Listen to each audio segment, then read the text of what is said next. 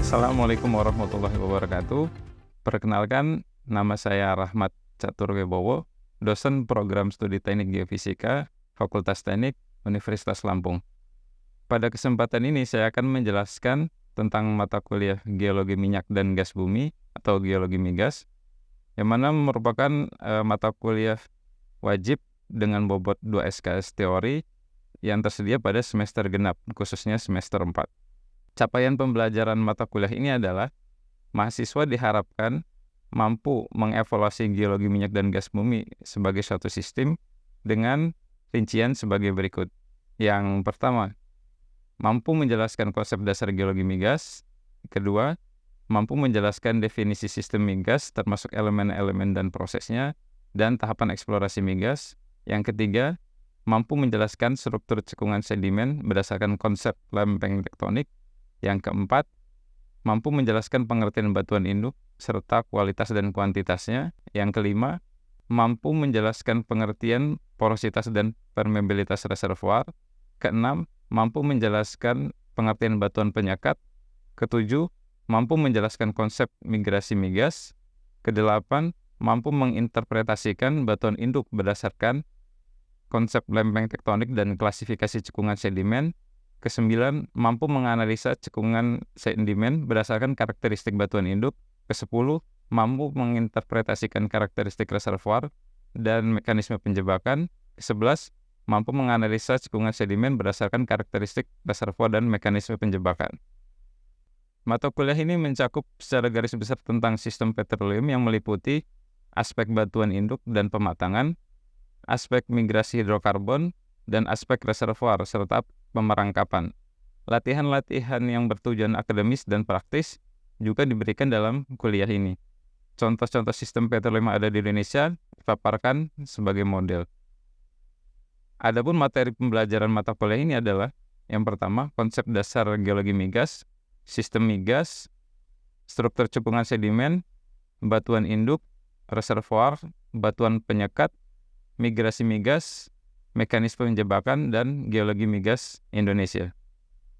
Mata kuliah geologi migas menerapkan metode blended learning, yaitu metode pembelajaran yang dilakukan secara sinkronus dan asinkronus dengan pembelajaran bermediasi teknologi untuk memberi peluang pada mahasiswa agar belajar secara mandiri, bermanfaat, dan terus berkembang. Mata kuliah geologi migas disajikan secara sinkronus, yakni dengan cara kuliah tatap muka secara langsung atau luring dan daring menggunakan platform Zoom. Sedangkan secara asinkronus yakni mandiri dan kolaboratif berbasis Learning Management System dengan Virtual Class Unila atau vClass Unila menggunakan PowerPoint dan PDF. Pengumpulan tugas, kuis, dan ujian dilakukan melalui vClass walaupun pelaksanaannya tatap muka secara langsung. Hal tersebut dilakukan agar semua proses pelaksanaan hingga penilaian dilakukan secara transparansi dan memanfaatkan teknologi. Sedangkan untuk sistem penilaian pada mata kuliah ini terbagi menjadi 3 aspek penting. Yang pertama, aktivitas partisipatif. Yang kedua, studi kasus. Yang ketiga, kognitif atau pengetahuan. Untuk persentase masing-masing aspek adalah aktivitas partisipatif 10%, studi kasus 10%, dan untuk sub aspek kognitif, tugas 10%, kuis 15%, UTS 25%, dan UAS 30%. Berikut video hasil rekaman pelaksanaan perkuliahan mata kuliah ini yang dilakukan tatap muka secara daring. Mari kita saksikan video berikut ini. Baik, Assalamualaikum warahmatullahi wabarakatuh. Jadi untuk pertemuan hari ini kita akan melanjutkan pertemuan sebelumnya. Hari ini pertemuan ke-14 itu berdasarkan RPS kita lakukan secara daring, dan tema yang akan kita bahas pada pertemuan hari ini itu terkait dengan geologi migas di Indonesia. Nah, untuk materi hari ini itu kita akan membahas geologi migas Indonesia sesuai dengan konten yang ada. Nah, jadi kita sudah membahas terkait dengan pendahuluan cekungan sedimen, kemudian petroleum system, dan terakhir itu terkait dengan geologi migas Indonesia. Dan harapannya kalian sudah paham mengenai beberapa materi-materi sebelumnya. Nah, khususnya seperti petroleum system. Karena di petroleum system nanti kita ambil beberapa kasus yang ada di Indonesia, nah, seperti batuan induk, reservoir, seal, migrasi, dan kemudian mekanisme penjebakannya. Hari ini terkait dengan geologi migas Indonesia, nah, kita coba untuk membahas seluruh cekungan-cekungan sedimen atau beberapa cekungan sedimen ya di Indonesia yang menghasilkan minyak dan gas yang cukup signifikan di Indonesia. Jadi tidak semua cekungan sedimen, karena ketika kita membahas semua cekungan sedimen di Indonesia, itu kalau tidak salah itu ada sekitar 100 cekungan sedimen yang ada, namun hanya 14 yang berproduksi, kemudian yang status discovery itu hanya 10. Selanjutnya yang ini jadi yang belum terdiscovery 14 dan yang belum ditembus oleh sumur itu 22. Jadi dari sekian banyak cekungan sedimen yang ada di Indonesia, nah itu hanya sekian persen. Nah, jadi di bagian barat itu 30 sekitar 36% ya. Nah, bagian timur itu 63%. Nah, memang secara distribusi untuk cekungan-cekungan yang di sebelah timur Indonesia itu memang banyak yang belum tereksplor. Nah, nanti kita bahas kenapa di bagian timur Indonesia itu banyak cekungan-cekungan yang belum tereksplor. Dan untuk batas cekungan Indonesia bagian barat dan timur ini garis putus-putus yang ada di sini. Jadi yang sebelah kiri itu Indonesia bagian barat, dan yang sebelah kanan itu Indonesia bagian timur. Ini khusus untuk pembagian cekungan sedimen. Jadi beda dengan pembagian zona waktu. Nah, ini selanjutnya dari 22 cekungan di breakdown lagi, terus di Indonesia bagian barat itu yang belum ditembus oleh sumur itu sekitar 13%, kemudian yang sudah tertembus sumur namun tidak dilanjutkan itu 22,7%, kemudian yang terdiscover, yang tereksplor, namun tidak berproduksi itu 13,6%, sedangkan yang berproduksi itu 50%. Nah, sedangkan Indonesia bagian timur, nah itu yang produksi itu 7,9%, kemudian yang belum tertembus sumur itu 50%. Jadi memang khusus untuk di Indonesia bagian timur itu benar-benar masih belum banyak tereksplor atau terdata dengan baik gitu. Dan untuk yang terdiscovery namun tidak berproduksi 15,8%, dan yang tertembus sumur dan tidak terdiscover itu 26,3%. Jadi jika kalian lihat di Indonesia bagian timur memang banyak cekungan-cekungan sedimen yang memiliki potensi tapi masih belum diketahui seberapa besar potensinya, kemudian bagaimana strategi untuk mengekspornya dan sebagainya. Karena memang kita minim terkait dengan data yang ada di Indonesia bagian timur. Nah, jadi untuk istilah-istilah itu bisa kalian lihat di legenda itu. Jadi NSB itu North Sumatra Basin ya, kemudian CSB Central Sumatra Basin, kemudian SSB itu South Sumatra Basin. Jadi nanti bisa kalian lihat di legenda yang ada di sebelah kanan gambar. Nah, ini terkait dengan evolusi tektonik. Mungkin kalian sudah pernah melihat simulasi ini pada mata kuliah geodinamika ya.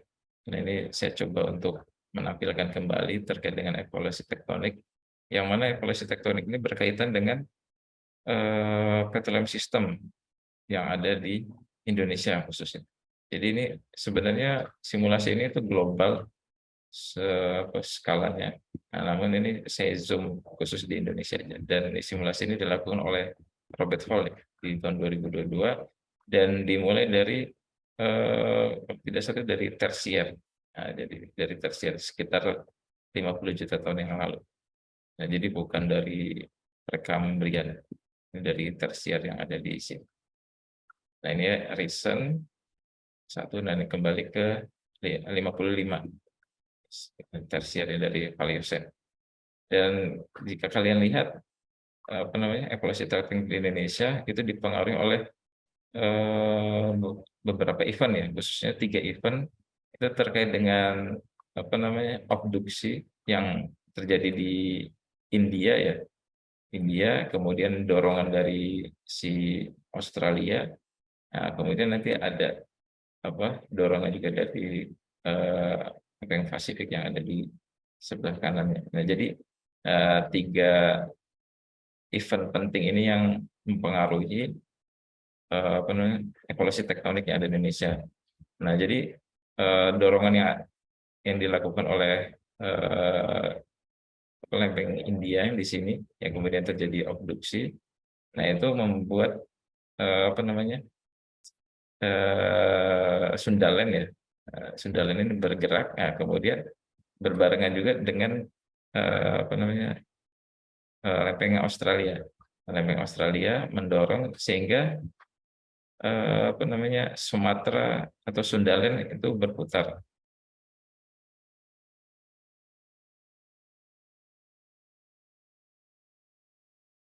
Dorong juga oleh lempeng Pasifik yang ada di sini, sehingga nanti ini membentuk ekosistem dari migas atau petroleum system yang ada di Indonesia bagian timur itu cukup menarik. Nah, itu jadi 3 event penting ini yang yang mempengaruhi petroleum system yang ada di Indonesia. Sekali lagi ya kita lihat, nah nanti kaitannya dengan cekungan-cekungan yang ada di Indonesia. Nah, jadi kalau kalian lihat, kita lihat di Sundaland dulu ya, khusus untuk yang Indonesia bagian barat. Nah, jadi nanti kenapa berbeda gitu petroleum system yang ada di Indonesia bagian barat dan Indonesia bagian timur. Nah, ketika kalian lihat di Sundaland, nah itu tidak banyak perubahan. Nah, jadi nanti tercermin oleh kolom stratigrafi yang ada di Indonesia bagian barat. Nah, jika kalian lihat di Indonesia bagian timur itu tadinya itu lautan, semuanya lautan. Nah, kecuali yang ada di eh, lempeng Australia, nah, khususnya Papua. Nah, jadi Papua, kemudian ada Timur Timur. Nah, itu memang dia bawaan dari Australia, sehingga nanti jika kalian lihat kolom stratigrafinya, dia lebih didominasi batuan-batuan yang jauh lebih tua dibanding Indonesia bagian timur, karena memang dibanding Indonesia bagian barat, karena memang dia sudah ada terlebih dahulu. Nah, jadi memang dia satu kesatuan lempeng yang besar, mengikut dengan Australia. Nah, jadi untuk Indonesia bagian timur, khususnya Papua, kemudian Timur Timur. Nah, itu memang secara stratigrafi dia lebih mudah dibandingkan dengan cekungan-cekungan yang lain seperti yang ada di Sulawesi, kemudian yang ada di Ambon dan sebagainya. Ya, khususnya Sulawesi yang masih sampai sekarang itu masih banyak misteri-misteri yang belum terpecahkan, khusus di cekungan-cekungan yang ada di Sulawesi. Nah, itu terkait dengan evolusi tektonik yang ada di Indonesia. Nah, ini untuk yang peta strukturnya ya, peta struktur yang ada di saat ini. Nah, jadi ini pergerakannya. Jadi ini lempeng Pasifik, kemudian ini Australia, kemudian ini Australia. Nah, jadi ini dibagi beberapa lempeng ya terkait dengan warnanya, dan garis-garis ini yang menandakan struktur yang ada di Indonesia. Nah, misalkan seperti ini, nah ini struktur tunjaman ya, atau subduksi, kemudian ini divergen atau pemekaran, kemudian ini subduksi. Jadi memang kita banyak didominasi oleh struktur subduksi atau kompresi. Jadi ketika kalian lihat simulasi yang sebelumnya juga, itu memang kita benar-benar berada di zona yang dominan kompresi. Ketika memang ada yang ekstensi, itu mungkin itu hanya produk dari gaya kompresi yang ada. Nah, selanjutnya kita lanjutkan mengenai stratigrafi. Nah, jadi karena kita sebelumnya kita sepakat untuk membagi dua bagian di Indonesia bagian barat dan Indonesia bagian timur. Nah, jadi untuk stratigrafi juga kita coba untuk membahas Indonesia bagian barat terlebih dahulu. Lalu nanti kita akan bahas di Indonesia yang bagian timur. Untuk kolom stratigrafi ini merupakan kolom stratigrafi cekungan yang ada di Sumatera dan yang ada di Jawa. Ini berdasarkan dari Netherwood ya 2000 selam bersih. Jadi beliau mencoba untuk merangkum petroleum atau geologi migas yang ada di Indonesia. Nah, jadi diawali dari Sumatera yang paling barat ya, yaitu cekungan Sumatera Utara, dan sampai ke Jawa Timur, cekungan Jawa Timur Utara. Dan berdasarkan, coba saya cek. Ya. Nah, dari kolom stratigrafi ini juga, ini akan kita batasi itu cekungan-cekungan belakang busur ya, atau back arc basin.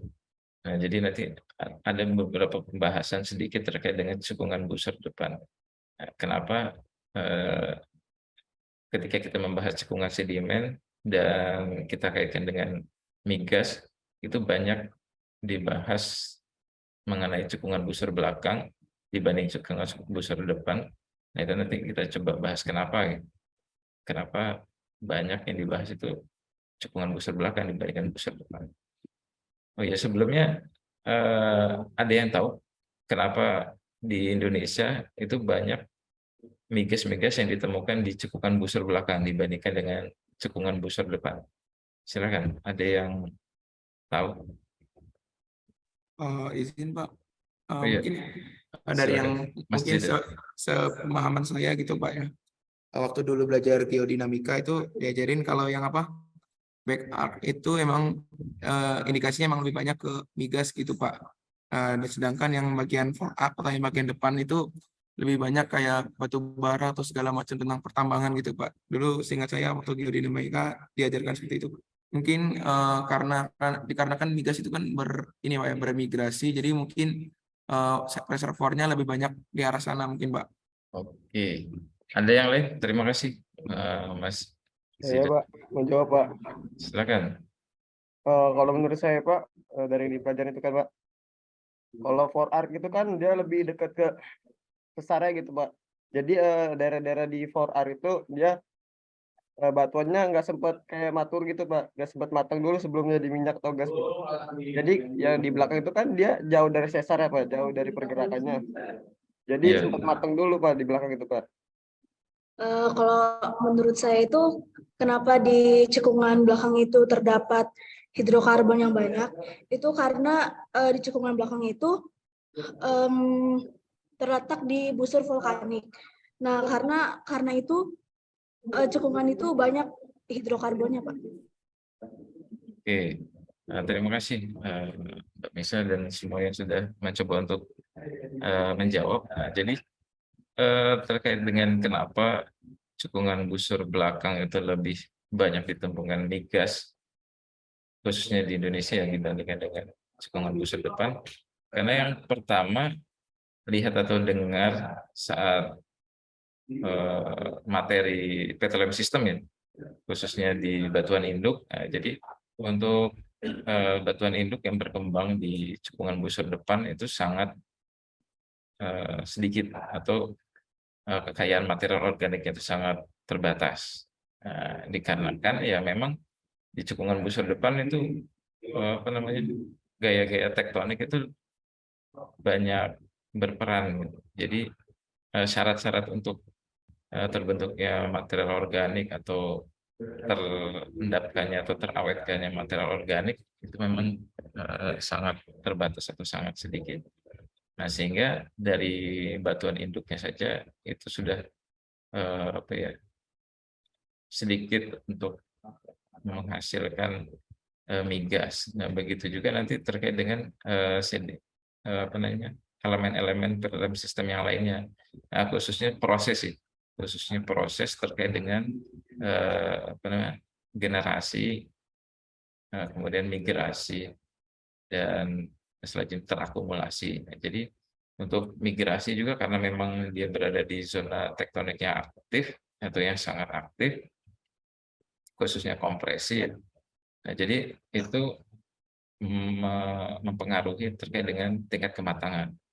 Nah, jadi ketika tingkat kematangan itu berpengaruh, maka ya nanti dampaknya ya terkait dengan generasinya. Begitu juga nanti generasi berpengaruh terkait dengan migrasinya. Nah, jadi ketika memang ada beberapa cekungan core arc atau busur depan yang ada di Indonesia itu menghasilkan, nah biasanya nanti kendala terakhir itu terkait dengan akumulasi. Nah, terkait dengan akumulasi. Nah, terkait dengan akumulasi nanti biasanya dia tidak terakumulasi dengan baik pada reservoir, namun dia menjadi oil seep atau rembesan ke permukaan, seperti itu. Ya, jadi itu beberapa alasan kenapa di Indonesia itu banyak ditemukan migas pada cekungan busur belakang dibandingkan cekungan busur depan. Oke. Saya bagikan tugas itu terkait dengan semua yang sudah pernah saya jelaskan sebelumnya. Nah, jadi ada tugas ini yang bisa kalian lakukan secara diskusi ya, dan nanti bisa kalian kumpulkan per individu pada lembar jawaban terpisah pada kelas kalian. Nah, itu yang pertama terkait dengan dalam sistem. Nah, seperti yang ditanyakan oleh teman kalian sebelumnya. Nah, kemudian terkait yang kedua itu terkait dengan tipe-tipe batuan. Nah, jadi mengapa sel itu bisa berpotensi atau bertindak sebagai batuan induk dengan persentase yang paling besar. Nah, kemudian ini terkait dengan porositas kaitannya dengan reservoir. Dan kemudian ini juga terkait masih dengan reservoir. Kenapa batuan karbonat itu bisa bertindak sebagai reservoir? Nah, khususnya mudstone, apakah dia termasuk batuan karbonat dan dapat bertindak sebagai reservoir juga? Nah, kemudian yang kelima ini terkait dengan dalam sistem secara umum.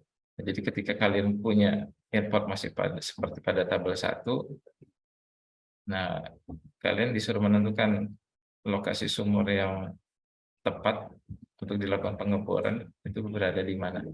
Kalian tentukan aja di permukaan, misalkan ini permukaannya, nah kalian tentukan di mana letak sumur yang tepat tersebut berdasarkan dari informasi yang ada di sini.